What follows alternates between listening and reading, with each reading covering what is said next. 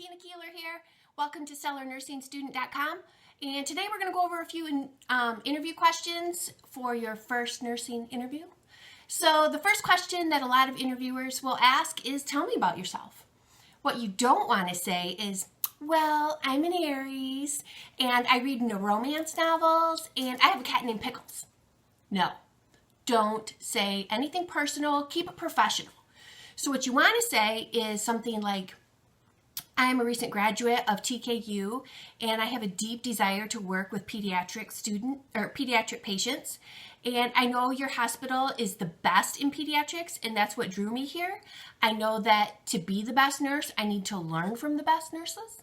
And that's why I chose here at this West Michigan hospital.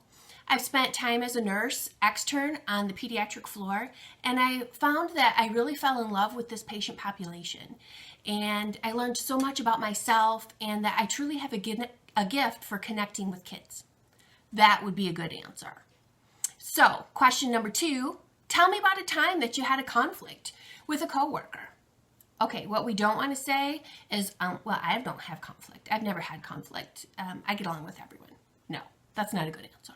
What we want to say is, okay, so I had a PCA that I was working with, and she thought I was getting the vitals, and I thought she was getting the vitals, and nobody was getting the vitals on this patient. So a couple hours went by, and when I finally noticed that that's a problem, that's a conflict. So I went to that PCA and I said, hey, listen, we need to work this out because I noticed that we must have had a miscommunication because I thought you were getting it, you thought I was getting it, nobody got it. So how can we resolve this moving forward so it doesn't happen again? And we just talked it through. We talked it through and we were able to work it out for the rest of the time. It doesn't have to be a knockdown, drag out conflict. It could be something as easy as we both wanted the same day off and we were able to work it through.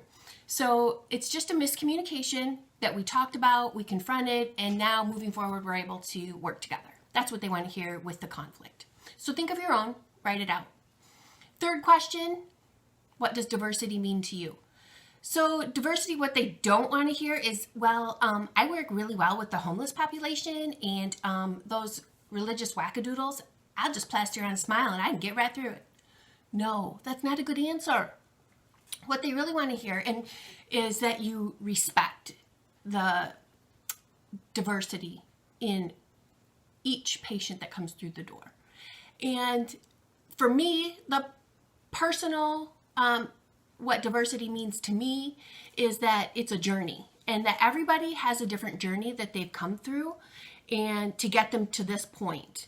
And whether that's a religious experience or whether that's related to race or whether that's related to just life experience. There can be two people that grew up very similar with the same race, the same religious background, the same everything, and yet they're very diverse in what they can bring to the table. So the main thing is that I'm going to respect that as a nurse, that I can respect that in my patients, I can respect that in my coworkers, the journey that has brought them here. So that's my personal opinion on what diversity is. You have to come to your own. So the fourth question is, tell me about a time when you were given a physically demanding task and how did you handle it? When you hear this, I want you to automatically go to think safety. This is a safety question. Physically demanding task. So a bad answer would be, well, I needed to boost a patient. Nobody was around. So I put him in Trendelenburg and I pulled it down from the head of the bed. No, that's not a safe answer. So a safe answer would be, I answered a call light to somebody that needed to go to the restroom. And I walked into the patient room and I noticed this was a patient that was beyond my physical capabilities. So I noticed that there was a walker and a gait belt, and I put on the call light to ask for additional help. And once the additional help got there, we safely walked them to the bathroom. So I think the main thing is just knowing your limitations on this one. So fifth question, tell me about a time when you had to handle negative feedback from an angry customer or patient. Yeah, this one's going to happen. So usually a patient will come in and they're like, oh, we had a long ER wait and now the cafeteria is closed and we're hungry and this room is cold. So what you don't want to say is, well, we're really short-staffed and we're all spread a little thin, so let's just, suck it up. We can get through it. No, that's not a good answer. So the real answer that they're looking for is actually the AAA.